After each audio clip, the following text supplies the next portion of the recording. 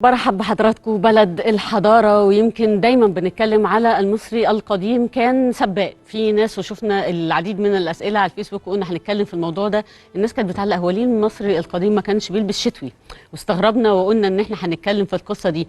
طب هل كانوا بيهتموا بالأزياء؟ السؤال او الإجابة واضحة وصريحة. احنا حتى الأزياء بقى كانت من عندنا، وده اللي هيوضحه لنا طبعا الدكتور بسام الشماع، عضو الجمعية المصرية للدراسات التاريخية. أهلا بحضرتك وصباح الخير. صباح النور وهيرو نفر على كل المشاهدين. أيوه. هيرو نهار يوم، نفر طيب جميل، فهو يوم نهار جميل طيب للجميع. هيرو نفر حلوة أوي، سهلة دي. هيرو نفر. طيب بداية بقى الشياكة والجمال والأناقة، هل المصري القديم أو المصرية القديمة كانت مهتمة بالموضة؟ احنا حضارة شياكة، احنا حضارة أناقة، احنا حضارة موضة بامتياز 2022 قبل الميلاد وبعد الميلاد. السبب مش هتشوفوا منظر واحدة ست في مصر القديمة، بيبي، صغنونة، صبية، مراهقة، كبيرة في السن، ملكة، إنسانة عادية جدا ماشية رايحة السوق. مش هتلاقوا نقش واحد على مقبرة أنا شخصيا على مدار 40 سنة اللي فاتوا إلا ونازلة على سنجة 10، ما فيهاش غلطة فعلا. في الفستان اللي مظبوط طالع من تحت التيلر، طالع من تحت ايد الترزي حالا دلوقتي، على الشعر اللي ما فيهوش شعرايه واحده طالعه غلط، على العين، على الميك اب، على الاكسسوار. ما شفناش يعني. هتروحي المقابر بتاعه العامه هتلاقي ده، هتروحي المقابر بتاع النبلاء والنبيلات هتلاقي ده، هتروحي الملكه هتلاقي ده. طب ايه الفرق؟ الفرق في ان انت هتلاقي في بعضهم بدأ يلبس اكسسوارات فيها ذهب، نبو بالهيروغليفي، يعني مثلا زي انت. فانا اعرف كراجل قارئ يعني للتاريخ، يعني مثلا الاوتفيت بتاع حضرتك، اللبس بتاع حضرتك النهارده ده مصري قديم بامتياز. ليه؟ لان في نبو وهو الذهب، وفي الاخضر بدرجاته. وبالمناسبه البحر المتوسط كان عند المصري القديم اسمه الاخضر الكبير. المصري القديم كان عامل اخضر مع اوزيريس، لان الخضار يعني خصوبه، يعني زراعه، يعني اكل، يعني خير، يعني اقتصاد. فكل حاجه حلوه كانت اخضر في مصر القديمه. التركواز كان من ضمن حب وولع المراه المصريه القديمه. وانا عندي ولع جدا. واضح ان انا كنت المصريين القدماء برضه. شفت حبيبات صغيره من التركواز. وكان يؤتى بالتركواز عن طريق عمال مناجم شاطرين قوي مصريين.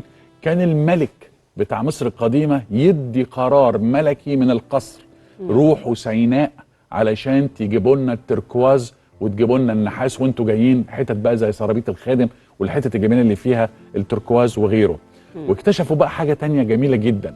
التركواز كان ليه معبوده، انا ما بحبش استخدم كلمه آلهة زي ما انتوا عارفين، معبوده اللي هي حوت حر اللي احنا سميناها دلوقتي حتحور.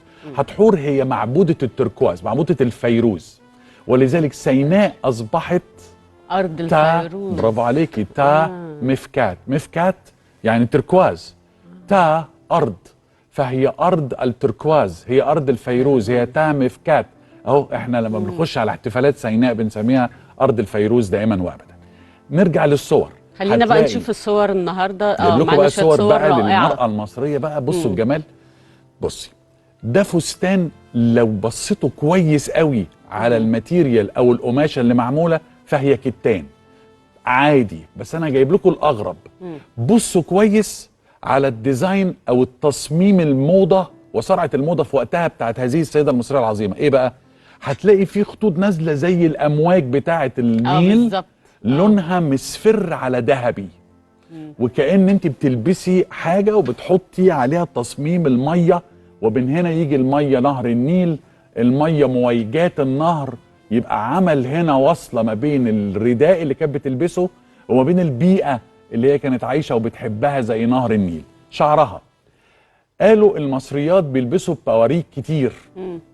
ايوه، الشعر المستعار كان موجود في مصر القديمه، وكان الشعر المستعار ياخد فكره الجدائل اللي هي الشعور او الشعر او التصميم بتاع شعر الجنوبيات العظيمات، اللي هو الضفاير الرفيعه كتير. ايوه، اللي هي البريد ديت اللي معموله، اللي هي لها الستايل بتاع الجنوب المصري العظيم. ايه؟ قال لك دي كانت من ضمن حاجتين، يا اما لها، ودي فعلا اثبتت واتعمل فيها دكتوراه في بريطانيا، دكتوراه في البواريك المصريه، انت متخيله دي القديمه. باروكه من قريب كده شوفي بقى هي نفس بصي بقى لما قربنا لقينا ايه. لقينا الباروكه ديت عجيبه جدا، لان هي كمان للتجميل، ولكن ايضا كان لها طقس ديني. وعرفنا انها للتجميل امتى؟ لما قريت نص الزوج بيقول لزوجته فلترتدي لي الباروكه في المنزل. هي عايزها تتجمل في المنزل ليه؟ فارتدي لي الباروكه. يعني حتى في البيت كانوا شيك، يعني دلوقتي لا اللي بيلبس بيبقى بره، لكن ده في البيت كمان شيك. لا الست المصريه متأنتكه. نرجع تاني للاستاذه للمزمزيل علشان نشوف الرنج بتاعها، الرنج بتاعها. بصوا يا جماعه، اكبر حلقان ذهب هتشوفوها في حياتكم المراه المصريه القديمه كانت بترتديها. ولو بصيتوا هتلاقي في دواير جوه دواير جوه دواير جوه دواير، ودي نفس الموضه دلوقتي من الحلقان اللي بتبقى دواير جوه بعضيها كده. ده يتلبس النهارده بالظبط، ويبقى شيك جدا. علشان كده يا مشاريع المتناهيه الصغر، ويا مشاريع يا صغيره وشبابيه. شوفوا، بصوا، روحوا المقابر وبصوا على المعابد وطلعوا الحاجات ديت واعملوها. السياح هيبقوا جدا، واحنا بنتمتع السنه دي يعني الحمد لله بموسم رائع للسياحه. تعالوا نشوف الصوره اللي بعديها. في دي بقى الصوره اللي عامله لي انا شخصيا حاله، وهتعمل لكم كلكم حاله بعد ما هشرح لكم فيها ايه. طيب. السماره الحلوه الجميله المصريه اللي قدامنا دي اسمر يا اسمراني، صح؟ قمر. قمر. والرجال السمر الايه؟ الشداد. أيوة. السمار في مصر القديمه على طول طبعا كانت السمراء، مال نهر النيل والغريان والطين والحاجات الجميله. بصوا لابسه كام بانجل في دراعها، كام بانجل في دراعها. بص 1 2 3 عديتي صح 1 2 3. والناحيه الثانيه شايله البط الجميل الملون، وشايله اللوتس الناحيه الثانيه لغايه هنا تمام، وحاطه الرينج بتاعها القرط الذهبي الجميل بتاعها المدور ده. حاجه الفستان نازل عليها تحفه. طيب كتان ابيض، ماشي. انا المنظر ده ببعت رساله منه من عندكم هنا من DMC 8 الصبح الى كل دكاتره وعظماء التاريخ في العالم اللي بيشوفونا دلوقتي او اللي هيشوفونا على النت. بصوا كويس على البنوته المصريه العظيمه دي. انا اللي لفت في نظري الحقيقه وسطها صح. خلينا برافو عليك. الحقيقه انا شايفه عمليه نحت عظيمه يعني حته فجر، ولا تقولي لي اجدع مانيكان في اوروبا. طيب تمام. هي باصه ناحيه ايه يا استاذه؟ باصه ناحيه شمالنا احنا، يعني لو احنا بصينا في في الشاشه هتبقى هي بص يمينها هي شمالنا احنا. بصوا كتفها تمام صح مظبوط. ما فيهاش اي مشكله. عظيم. شايفه الدراعين متوجهين لفين؟ شمال الناظر يعني. بالظبط. طيب شايفه صدرها وبطنها والحوض والخصر والرجلين باصين يمين. في غلطه هنا صح، لان هي لو الراس بصه شمال كده يبقى المفروض الناحيه الثانيه. ايه حكايه ان الجسم متقسم اتجاهين دي؟ طب دي حاجه غريبه جدا. دي الرساله انا ببعتها لدكاترتنا. مستني اجابتكم. هتقولي بس وانت رايك ايه؟ هقول لك دي مش ممكن تبقى غلطه من الفنان صح، لان الفنان واخد وقته. هتقولي كان مستعجل.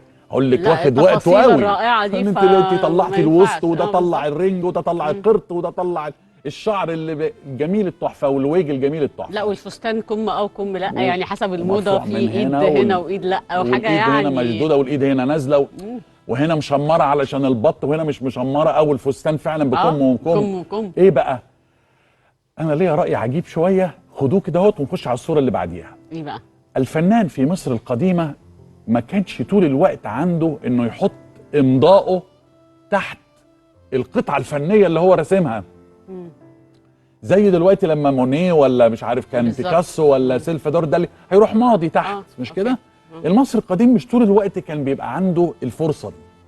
فما حدش في بعض الاحيان بيبقى عارف مين الفنان الرائع اللي عمل لنا المنظر زي منظر رهيب ده. وخصوصا احنا ما بنتكلمش على ملكه، احنا بنتكلم على بنوته من عامه الشعب. فهل الطريقه دي كانت بتتعمل افري ناو اند ذن، كل شويه وشويه الفنان يعمل حاجه مختلفه عشان يبقى هو ده امضائه؟ هتقولي لي تخيلي الغلطه امضاء، بس هي ما بتبقاش غلطه بقى. هي بتبقى هو انت الحاجه اللي لما يقعد مع اصحابه بقى على القهوه بقى بالليل، أنا اللي هو انت اللي عملت البنت اتجاهين مختلفين.